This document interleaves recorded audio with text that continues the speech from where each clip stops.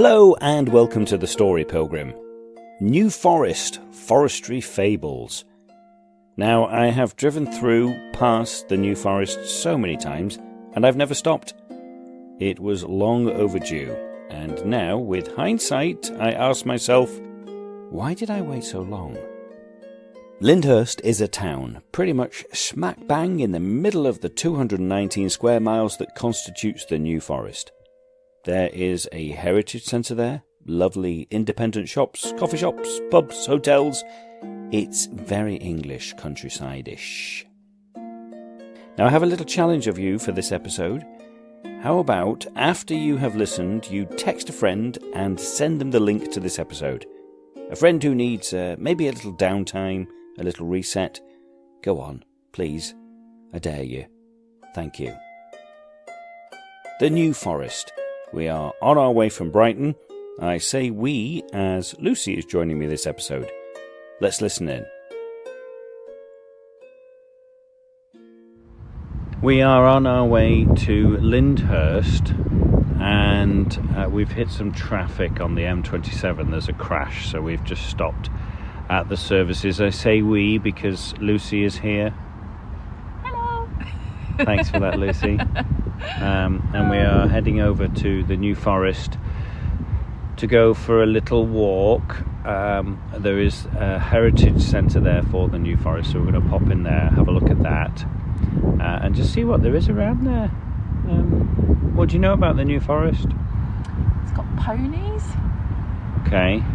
I went there when I was a kid with my oldest friend, who I'm still in touch with, and we went on a pony ride. Oh. I remember that. Other than that, I don't remember much. Oh, I've always just driven through it. I've never really spent any time there. So we should go and discover what the New Forest is all about. Stop smiling. Ooh.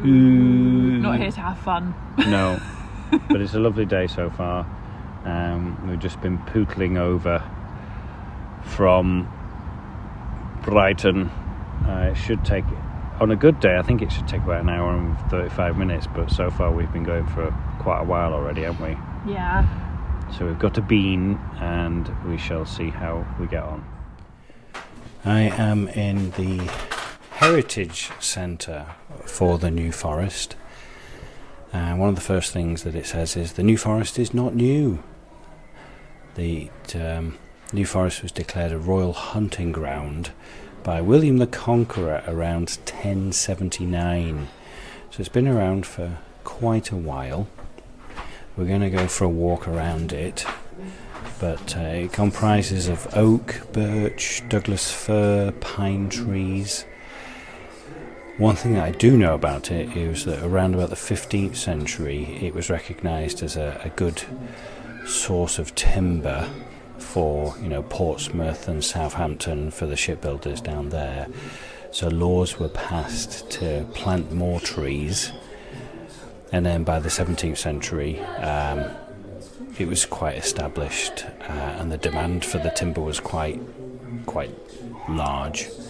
Lots of oak trees were needed just to build one ship, so they would come up to the New Forest and take it all from there. And it also, what I'm interested in is what does constitute a forest as opposed to a wood. And as far as I'm aware, like, a forest isn't just about the trees, it's all about the land as well, the open spaces, the scrub land, it's farmed.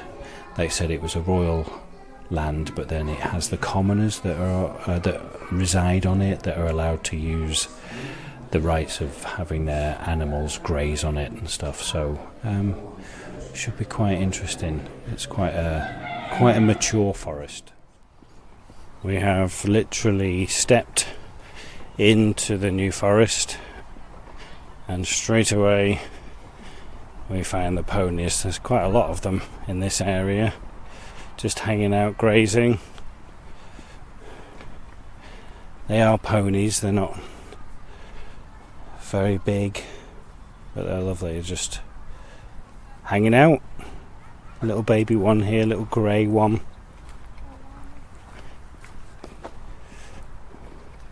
There's one just having a lie down, look. Oh. Under the thing. Oh, it's so lovely. Yeah, there's quite a lot of grazing here for them, isn't there? The ponies we encountered that day had a gentle temperament, an air of intelligence, and were rock solid. We will encounter plenty more as the day progresses. The ears who have been here before know every now and then I like to have a theme. Today is no exception. I have the feeling that I should be talking about planning, having a plan. I do feel like I have spoken about that before, which is quite ironic, isn't it? Because then if I had a plan for the podcast, I would have been writing down my themes for each one, and I would know what I've spoken about and what I haven't spoken about. So I don't know, recently about 7 months ago, I put in an application for a development grant with the Arts Council that got rejected. It didn't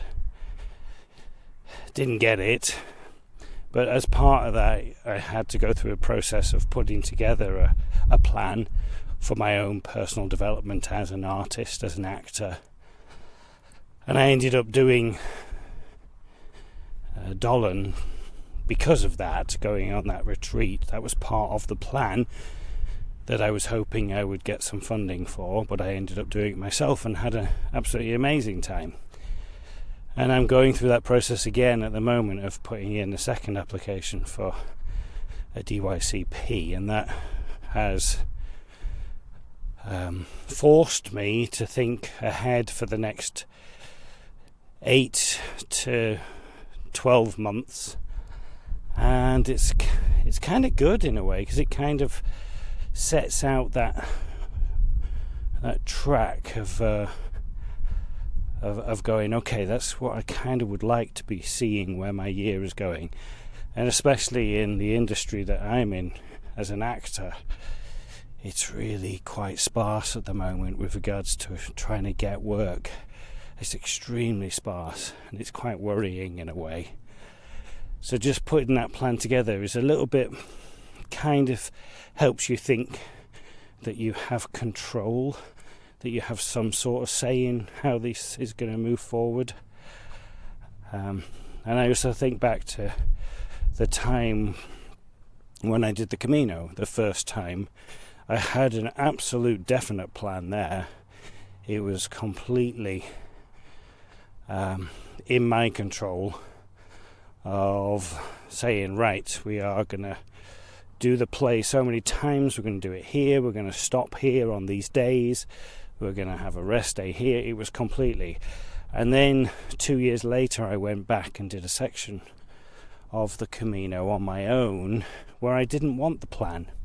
I didn't want to experience the Camino in that way. I wanted to experience the Camino just by doing it and seeing how it goes. I think I've lived most of my life, the latter part, just going with the flow and just seeing what happens next. And going with like, oh, well, that was meant to happen, or it's not meant. Things are not supposed to happen because of this, like it was like you can go, well, didn't get the grant, it wasn't most supposed to happen, so I don't get too stressed out about it and upset about it.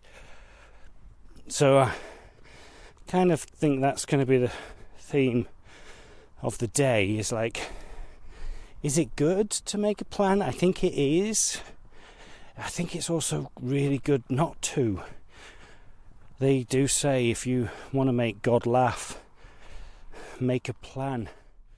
It is lovely here. We're walking past all this beautiful purple heather, which is out scattered around with these thorn bushes, and you can see the trees again off to the north there. We're going to be going into those in a little bit, but it is it's very still, very quiet. You can hear that.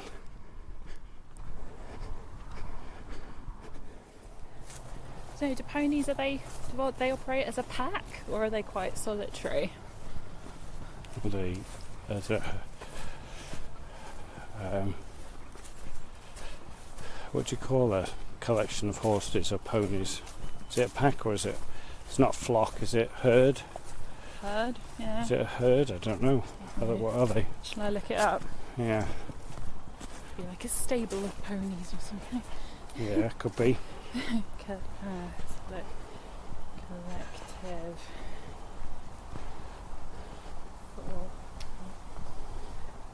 Horses. Band, harass, herd, stable. Oh, there you go. Names like team. Team, or yeah. harass are used in certain circumstances, but most common is a herd.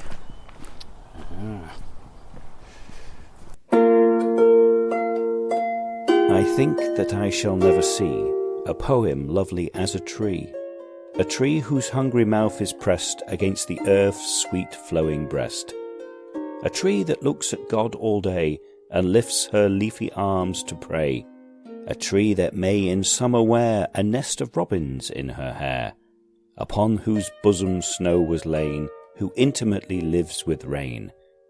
Poems are made for fools like me, but only God can make a tree. Joyce Kilmer.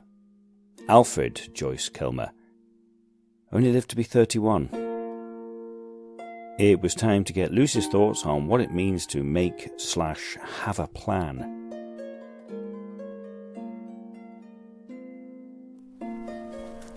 I'm thinking about then having a plan or not. What do you think? Is it good? Is it good to have a plan, or is it not?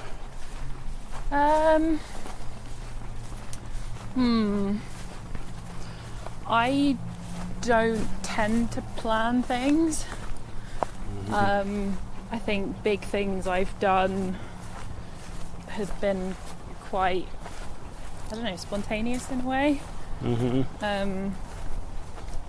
I don't know, I think it's good to maybe have an end goal, but also to be open to, if something comes along that might disrupt that, I think it's good to consider the possibility of the other option and not be sticking rigidly to the plan. So I think a certain amount of going with the flow and being open is good. When people say, oh, what's your 5-year plan, what's your 10-year plan, and I wonder if you're always planning ahead, are you able to be present and content with what you've got? If you're always working towards something else, that's it, isn't it? Does that take you away from just thinking, okay, I'm actually at where my previous plan was? What my end goal with that previous plan was. There we go. Let's look at that. We were talking about how we don't see many birds, and there's I think that's what's that? Is that a kite or I don't know my birds. No, I'm really bad with. It's a kite. It's either going to be a kite or a buzzard. I wonder if there's an app that you can point to a bird in the sky and say, what is this? Did you hear it? Yeah. Sort of like a quite high pitch, isn't it? Quite high pitched screech, wasn't it? Obviously looking for a mice or something. You hear it's right above the horses. There's a herd of ponies. I should say ponies, shouldn't say. But you can hear the other one over there.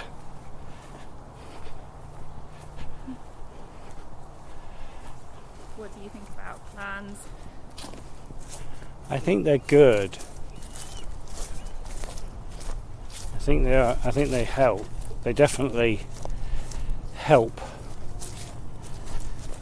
to. I think we need to go a little bit left.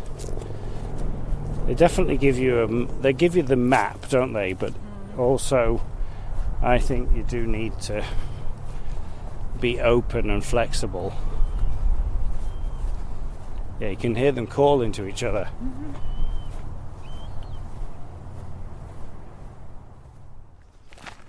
So we're in the forest now, and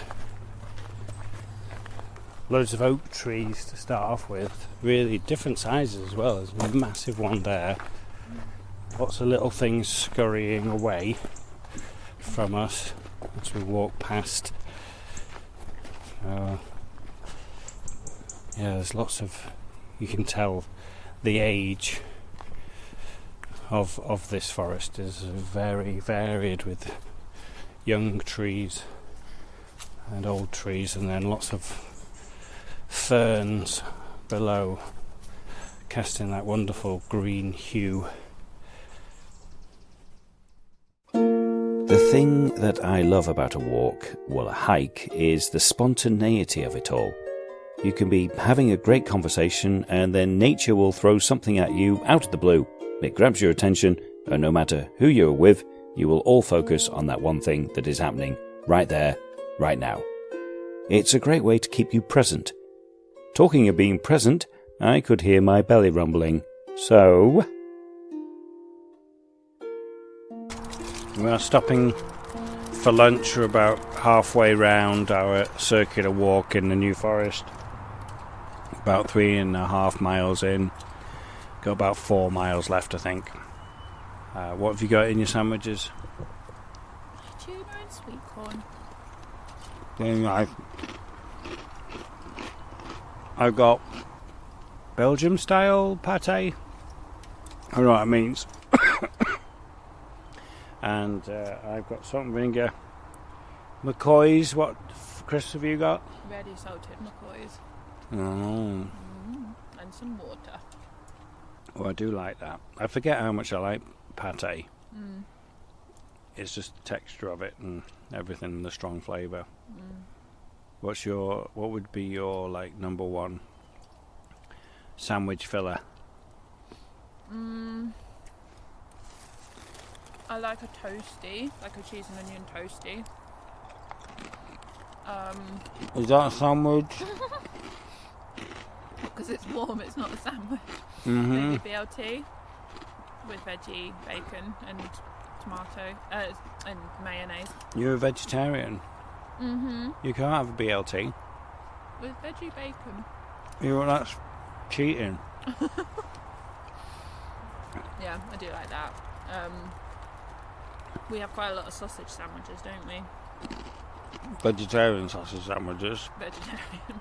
Again, I kind of do wonder why, if you're vegetarian, do you want something that reminds you of meat? Why does it have to be in the shape of a sausage?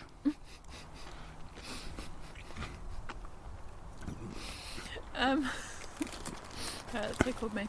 I find it hard to make the link between...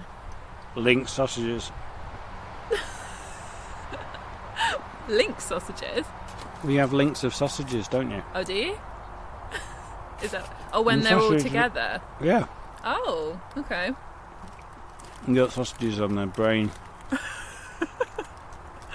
But I think it's... I don't know, for me it's sort of seeing the animal and then eating it, knowing that it's... Yeah, I don't know, I find that a bit difficult, because when I did eat meat, I mean, I do eat fish, so it's, a bit hypocritical, but when I ate meat, sometimes I wouldn't really... I think it's the disassociation, like sometimes I would really sort of think about the fact of it having been alive, and other times I wouldn't think about it and it wouldn't bother me. And then it was just locked down, and because I wouldn't really have meat at home, it would just be more when I was out, and because obviously we weren't going out anywhere, I just got out the habit of having meat. So I don't know. No, I don't mind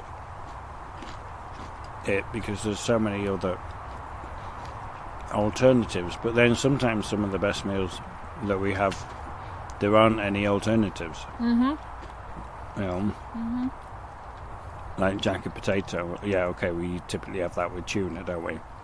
But the pasta that you make doesn't have Yeah, like the pasta and the char-grilled, I can't even say it, char-grilled peppers and Mediterranean vegetables. Yes. It's very nice, isn't it? Mm-hmm. So yeah, so like to me, it's like some of our best meals now. It doesn't contain meat or any substitute for meat. Mm-hmm. It's just regular stuff. And we don't have any chocolate options today. No. We'll That's have to get rubbish. an ice cream on the way back. Okay, then. If we must. A local story that I've come across is associated with the village of Burley in the New Forest, and that is the Dragon of Burley. Have you heard about that? Do you know about this one? No.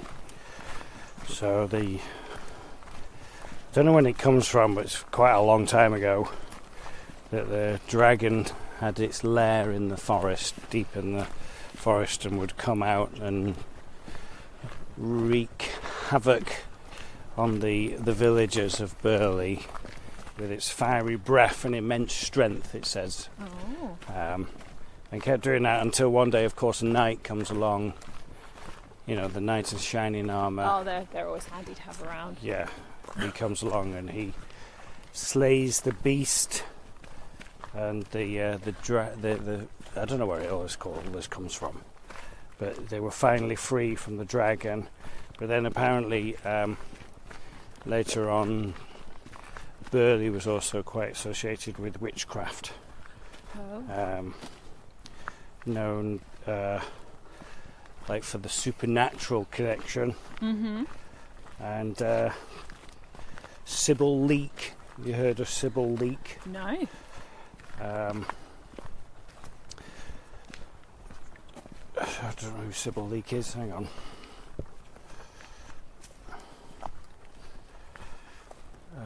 Well, Sybil Leek lived in... Oh, crikey, what are we going to do here? Come across some water in a way. Oh, no. Is there a bridge? There has to be a bridge, isn't there? What is there? No. Oh. Oh, we can get across. Can we? Why would that be here? Yeah, this looks pretty permanent. It's not because of rain or anything. Is there no way? Sybil Leek was an astrologer. She's an English witch and astrologer. Oh. Occult author and self-proclaimed psychic. And was dubbed by, as the BBC, as the Britain's most famous witch. Oh, okay. So she lived in Burley. So there you go. Right, we need to get over this bit of water, and it looks like that bit there. Yeah. And you're going to have to jump up. Yeah? Do you want me to go first, or you go first? You go first, go on. You mean this? Go up Yeah, here. you're going to have to go from about there. You're going to have to make sure, good jump. And she's up. Sort of. It's kind of weird. This is permanent. And there's no actual, It's there not is like a no, puzzle, it's... no, that is quite deep. It's quite, oh, I need another hand. Did you put your phone away? Oh, it's quite, Yeah, you need to hold on. yeah, you take that. Maybe, because I'm left-footed, it might be easier to do it that way. 1, 2, oh, where's my right foot going to go? See, look, I'm overthinking this. 1, 2, 3. Oh. There we go. Well, that was different. Why is that there? That's like... our waders. Yeah. Not that we have any, but... The Dragon of Burley. I wonder how these stories started. There are plenty of theories out there regarding dragons and the origins of those stories. Discovery of old fossils, not having the technology to know what these things were, so they made up the stories, exaggerations of living reptiles, folklore, myths. It is fascinating. The New Forest was not disappointing us in any way. We were surrounded by nature at its best. Just had a little wren jump out in front of us. And I love it how with ferns, all the ferns underneath, you typically, how you see, oh, at least this bit has a bridge. So we're going back over that stream and this bit has a bridge. Oh, okay. So this bit's alright. But I love it how with ferns underneath, you'll always see most of them are just sort of very still sitting there, and then there's always one leaf that is like going 10 to the dozen, as if some ghostly figure is shaking it rapidly. I've seen that a couple of times, how it's obviously just caught the wind in a way. It's really good spruce there. Look at that. Oh wow. It's massive, isn't it? That's solid. That's straight up. There's a couple of them. There's another one there. Nature has a plan, but it also kind of has an order, doesn't it? Mm-hmm. And is that a difference to having a plan? Does nature have a plan, or does it just have an order? Yeah, I don't know, because an order... an order seems a bit less controlled, more kind of go with the flow. Where the plan, I don't know, to me the plan just suggests being a bit more directional. Yeah, I think that's, yeah, I think nature has that order, doesn't it? Because things change. You know, we're talking about climate change and stuff and what have you. And nature will figure it out, doesn't it? Yeah, like what's the natural order of things, isn't it? As like the expression of. Yeah. So maybe it's not good to have a plan then. Maybe a plan is a human thing. Yeah. Or maybe it's good to have an order. What would an order be? I mean, you know what an order is, like a military order. Yeah. But then that's a different thing. What would be a human order? I don't know, because I was just thinking, like, you know, we say about having plans, but then people also like to say everything happens for a reason. Yeah. Especially if something either big, either positive or negative happens, and maybe planned or not planned. It's how we try and make sense of things, maybe to get through a difficult time. You just think everything happens for a reason, so it's kind of like a coping strategy. But an order suggests as well, I don't know, just thinking about that, to me presents like an order of importance, or like a this happens, then this happens, like an order of like a stack almost of things, or a priority over something else.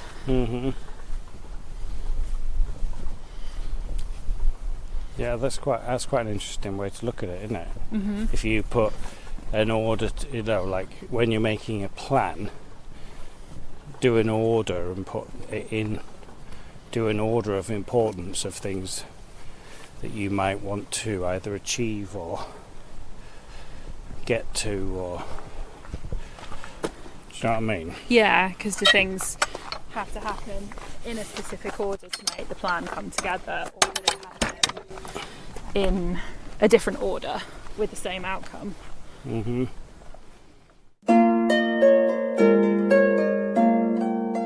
Nature's order, a human order. You know, I think we're onto something. It was proving to be quite an inspiring walk.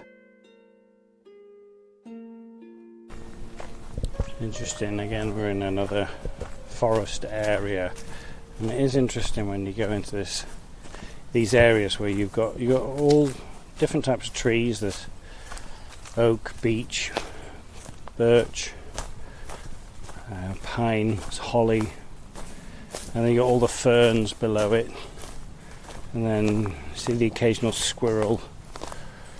But everything's kind of in harmony with each other, and it's quite nice to have that.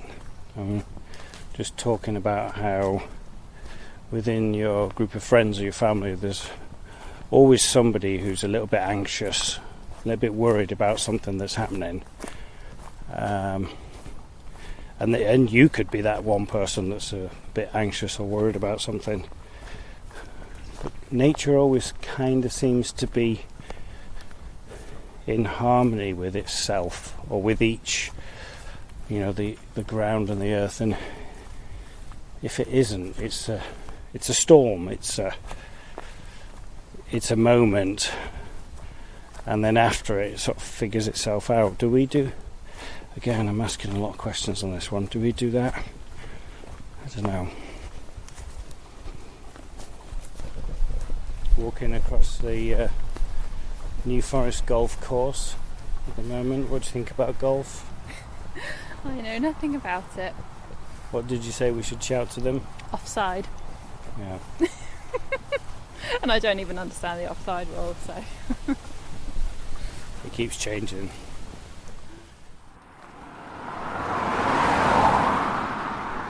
Ready? Quick, babeskins. Getting over Southampton Road. Yeah. After you. Oh, here we go. Mind the brambles. Yeah.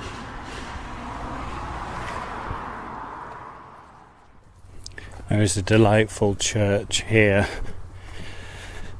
on the grounds of the New Forest. It was a very well kept graveyard, extremely well kept. It looks like every single headstone has been cleaned recently,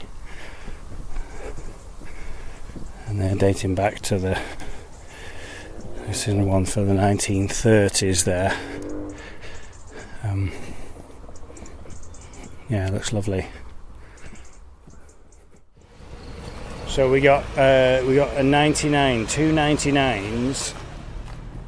I remember the day when that used to come to £1.98. Mm-hmm. Today it came to £6. Oh dear, sign of the times. It's nice though, isn't it? Mm-hmm. It was a good plan. It was a good plan. Well executed. Yeah. There we go. I don't know where we kind of ended up on that. Kind of in the middle, aren't we? I do like the natural order thing. I think I'll think about that more. Mm-hmm. Yeah, because I think also it's one thing to have a plan for yourself, but when other people are a factor as well, there's a limit as to how much you can control that plan. Yeah, exactly. When part of your plan comes down to other people's decisions. Yeah. Yeah, because I think there's different types of plans for different aspects of life.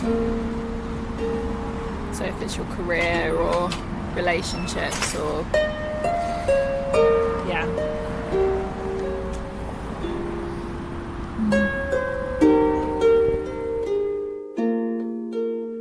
As our walk through the New Forest comes to a close, I find myself thinking about the stories that nature holds and the ones we bring to it. From the gentle ponies to the ancient trees and the whimsical tales of dragons, the forest whispers its history into our ears, inviting us to listen, reflect, and be present. Lucy and I have found so much more than just a day's walk here. We've found moments of peace, of spontaneity, and of connection. Whether it's a chance encounter with a curious pony or a sudden burst of poetry inspired by the rustling leaves, nature has a way of grounding us, of pulling us into the here and now. As you step away from this episode, I hope you carry a piece of the forest with you. The sense of calm, the invitation to be present, and the joy of spontaneity. If you enjoyed this journey, why not share it with a friend? Someone who could use a reminder to take a step back, breathe, and enjoy the beauty around them. Thank you for walking with us today. I hope that the New Forest has left a mark on you as it has on me. The story program was written, walked, recorded, produced and edited by me, Darren Hill. Anya Backer provided the stunning original music on Sean the Harp. For more information about the Story Pilgrim, myself and Anya, search for the Story Pilgrim on the Tinternet and all good socials. Until the next time, keep listening and buen camino.